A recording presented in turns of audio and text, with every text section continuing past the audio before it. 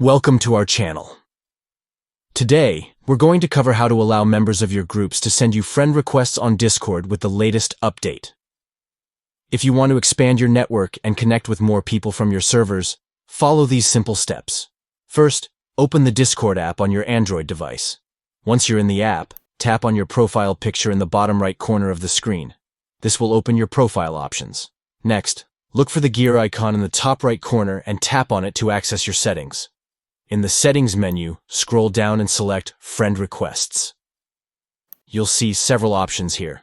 What you need to do is mark Server Members. This setting allows anyone from your servers to send you friend requests. That's it. You've now updated your settings so server members can send you friend requests. If you found this guide useful, don't forget to give us a thumbs up, subscribe to the channel, and hit the notification bell so you never miss an update. Thanks for watching, and see you in the next video.